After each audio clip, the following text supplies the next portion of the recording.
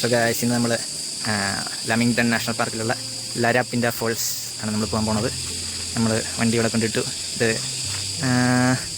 Correct സ്ഥലം ഒക്കെ പറയാൻ ഇപ്പോൾ എനിക്ക് ഓർമ്മയില്ല. ഞാൻ ഇങ്ങോട്ട് വരുന്ന വഴി ഞാൻ കുറച്ച് ബിസി ആയിരുന്നതുകൊണ്ട് ഞാൻ വഴി നോക്കിയില്ല. എന്നാലും ഗോൾഡ് കോസ്റ്റ് കൗൺസിലാണ് വരുന്നത്. എന്നാലും ന്യൂ സൗത്ത് വെയിൽസ് ബോർഡറിൻ്റെ ഒക്കെ അടുത്തായിട്ടാണ് ഈ സാധനം ഉള്ളത്. ലാമിങ്ടൺ നാഷണൽ പാർക്കിലാണ് ഉള്ളത്. അപ്പോൾ ഇങ്ങനെ ഒരു ഏരിയയിലാണ് നമ്മളുകൊണ്ട് പാർക്ക് ചെയ്യേണ്ടത്. വരുന്ന വഴി അത്ര വലിയ ഓഫ് റോഡിങ് അല്ലെങ്കിലും ചെറിയ രീതിയിലുള്ള ഓഫ് റോഡിങ് ഉണ്ട്. അപ്പം 4 വീൽ ഡ്രൈവ്സ് ആണ് സ്യൂട്ടബിൾ എന്നൊക്കെ എഴുതി വെച്ചിട്ടുണ്ടായാലും അല്ലാത്ത വണ്ടി നമ്മളുടെ 4 വീൽ ഡ്രൈവ് ഒന്നുമല്ല. എന്നിട്ട് നമ്മൾ ഇങ്ങെത്തി. അപ്പം ഇവിടുന്ന് 500 മീറ്റർ ഉണ്ട് നാഷണൽ പാർക്കിലേക്കെന്നാണ് ഇവിടെ എഴുതിയേക്കണേ. ഇവിടെ സിഗ്നലൊന്നുമില്ല ഫോണിന്. അതുകൊണ്ട് മാപ്പ് നേരത്തെ ഡൗൺലോഡ് ചെയ്ത് വെച്ചിട്ട് വരുന്നത് നല്ലതായിരിക്കും. ഇനി നമുക്ക് അവിടെ നിന്ന് അങ്ങോട്ട് നടക്കാം.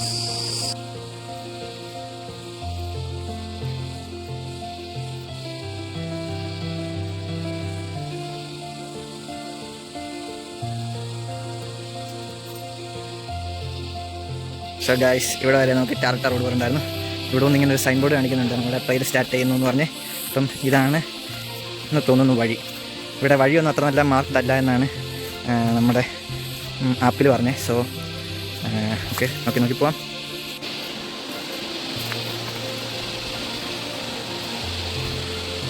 ഇതാണെന്ന് തോന്നുന്നു ഗൈസ് വഴി. ഒരു ചെറിയ വഴി പോലെ കിടക്കുന്നിടത്തോടൊക്കെ നമ്മൾ നടക്കുവാണ്. വഴി തെറ്റി പോയി കഴിഞ്ഞാൽ തിരിച്ച് ചെല്ലേണ്ട എങ്ങനെയാണെന്ന് പോലും അറിഞ്ഞൂടാ.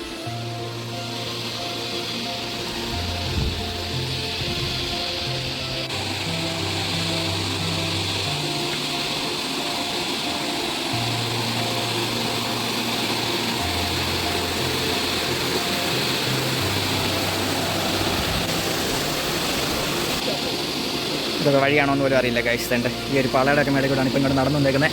പക്ഷേ ഇവിടെ പിങ്ക് റിബൺ ഉണ്ട്. ഈ പിങ്ക് റിബൺ നോക്കി നടക്കാനാണ് പറഞ്ഞേക്കുന്നത്. ഇതാണ് ഇവിടെ ആകെയുള്ള മാർക്കിംഗ്. അപ്പോൾ നമ്മൾ പിങ്ക് റിബൺ നോക്കണം. നമ്മൾ പോകുന്ന വഴിക്ക് ഇടയ്ക്കിടയ്ക്ക് പിങ്ക് റിബൺ ഉണ്ടോ ഗൈസ്. ഇവിടെ വന്നിട്ട് പ്രോപ്പർ ഒരു കാട്ടിക്കൂടെ ഉള്ള പോലത്തെ ഒരു ഹൈക്കിങ് ഇതാദ്യമായിട്ടാണ്. ഇപ്പോൾ കറക്റ്റ് നമുക്ക് ഒരു കാട്ടിക്കൂടെ പോകണ ഒരു ഫീൽ കിട്ടുന്നുണ്ട്. മറ്റേ പെർലിൻ ബ്രൂക്ക് ഫോൾസ് പോയതാണേലും അത് കാട്ടിൽ കൂടെ ആണെന്നുണ്ടെങ്കിലും അത് കറക്റ്റായിട്ട് ട്രെയിൽ സെറ്റ് ചെയ്തിട്ടുള്ള ഒരു പരിപാടിയായിരുന്നു. അവിടെ എപ്പോഴും ആൾക്കാർ പോകുന്നതായിരുന്നു. പക്ഷേ ഇത് ലുക്സ് ഫൺ. ഈ ട്രെയിൽ മൊത്തത്തിൽ 10 കിലോമീറ്റർ എന്നാണ് ആപ്പിൽ പറഞ്ഞേക്കുന്നത്. നമ്മൾ 800 മീറ്ററോളം എലിവേഷൻ ഗെയിൻ ചെയ്യും എന്നൊക്കെയാണ് പറഞ്ഞേക്കുന്നത്. അപ്പം ചില സമയം കൺസ്യൂമിങ് ആണ് എന്നും പറഞ്ഞിട്ടുണ്ട്. അതുകൊണ്ട് അത്യാവശ്യം നല്ല വെട്ടമുള്ളപ്പോൾ തന്നെ സ്റ്റാർട്ട് ചെയ്യാൻ ശ്രമിക്കുക. ഇല്ലെങ്കിൽ തിരിച്ചു വരാൻ നേരത്ത് ഇരുട്ടാണെങ്കിൽ ഇച്ചിരി പ്രശ്നമായിരിക്കും. പിന്നെ ഒരു ഫ്രീക്വൻറ്റ് ഇടവേളയിൽ മറ്റേ പിങ്ക് റിബൺ ഇടയ്ക്കിടയ്ക്ക് വരെ മരത്തെ കെട്ടിയിട്ടുണ്ട്. അതുകൊണ്ട് അത് നോക്കി പോയി കഴിഞ്ഞാൽ വഴി തെറ്റില്ല എന്ന് പ്രതീക്ഷിക്കുന്നു. ഇതുവരെ വഴി തെറ്റിയിട്ടില്ല. പിന്നെ മറ്റേ മാപ്പ് ഓൾറെഡി നമ്മൾ ഫോണിൽ ഡൗൺലോഡ് ചെയ്തിട്ടുണ്ട്. അതുകൊണ്ട് ഒരു പ്രശ്നം കാണില്ല. ആഴ്ച ഇടയ്ക്ക് വെച്ച് നമുക്ക് എവിടെയോ വഴി തെറ്റിപ്പോയി. നമ്മൾ ട്രെയിലിൽ നിന്ന് മാറിപ്പോയി. എന്നിട്ട് നമ്മൾ കാട്ടിക്കൂടെ മാപ്പിൻ്റെ ഓൾ ട്രെയിൽസിലെ മാപ്പിൻ്റെ സഹായത്തോടെ എങ്ങനെയൊക്കെയോ തിരിച്ച് നമ്മൾ ട്രെയിനിലെത്തി. ട്രെയിൽ ഇല്ലയെന്നുണ്ടെങ്കിൽ മൊത്തം ഒരുമാതിരി മുള്ളു പോലത്തെ ഒരു ചെടിയാണ്. അത് കയ്യും കാലും മൊത്തം മുള്ളുകൊണ്ട് മുറിഞ്ഞ്. അപ്പം ട്രെയിൽ മിസ്സാവാതെ ട്രെയിലുണ്ട് ഫുള്ളിങ് വരെ ഇതിവിടെ വരെ നാരോ ആയിട്ടുള്ളതാണെങ്കിലും ട്രെയിലുണ്ട്. അപ്പം ട്രെയിലിൽ കൂടെ നടക്കുന്നതാണ് സേഫ്. ഇല്ലെങ്കിൽ മാപ്പില്ല എന്നുണ്ടെങ്കിൽ നമ്മൾ വഴി തെറ്റിപ്പോവും. ഗൈസ്, നിങ്ങൾ നടക്കുമ്പോൾ ഒരു 150-200 മീറ്റർ ഇതുപോലെ റിബൺ കണ്ടില്ല എന്നുണ്ടെങ്കിൽ ഇത് മനസ്സിലാകാം നിങ്ങൾ വഴി തെറ്റിപ്പോയി എന്ന്.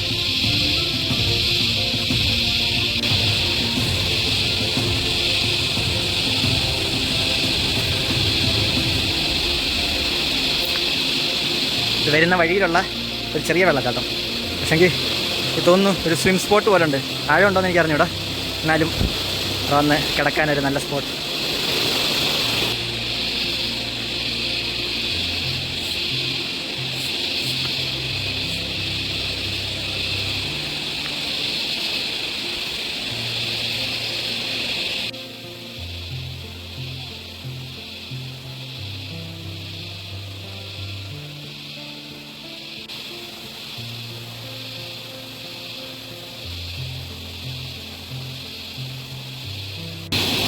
വഴിമധ്യമുള്ള അടുത്തൊരു ചെറിയ വെള്ളച്ചാട്ടം. ഇവിടെ എല്ലാം സ്വിമ്മിങ് സ്പോട്ട് പോലെ ഉണ്ട്. ഇതിൻ്റെ അകത്തൊക്കെ രണ്ട് ജീവിയുണ്ട്. എന്നാലും പൂള് പോലുണ്ട്. ഇതിൻ്റെ അകത്തൊരു ഈലിനെ കണ്ടുപിടിച്ചിട്ടുണ്ട്. ആ സാധനം കടിക്കും എന്നാണ് നമ്മുടെ ഫ്രണ്ട് പറഞ്ഞത്.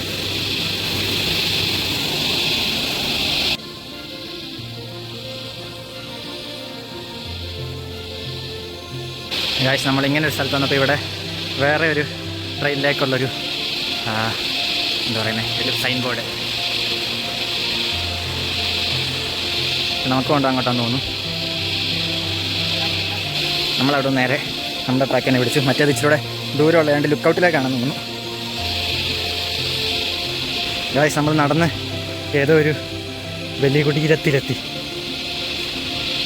ഇവിടെ അരി അടക്കിയിട്ടുള്ള സ്ഥലമാണ് ഗായ്സ്.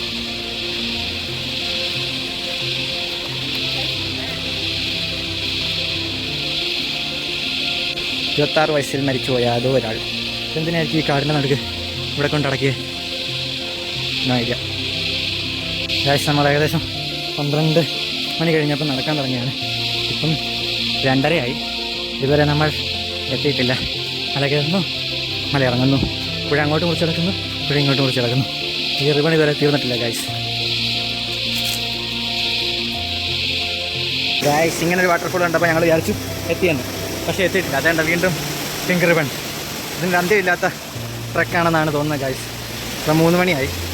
അതായത് തുടങ്ങിയിട്ട് ഏകദേശം 3 മണിക്കൂറായി. 5 കിലോമീറ്ററാണെന്ന് പറഞ്ഞത് ഇപ്പം 6 കിലോമീറ്ററായി.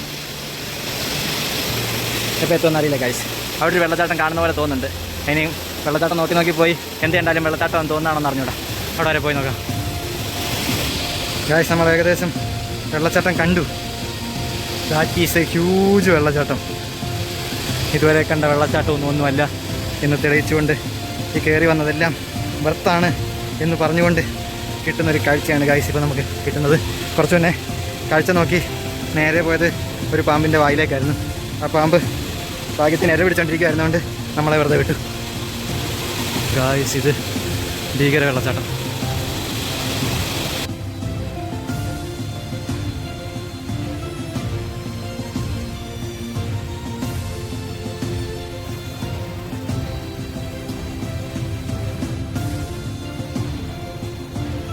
ഗായ്സ് ഇതൊക്കെ എന്തൊക്കെ ജീവിയാണെന്ന് പോലും അറിയില്ല ഗായ്സ്.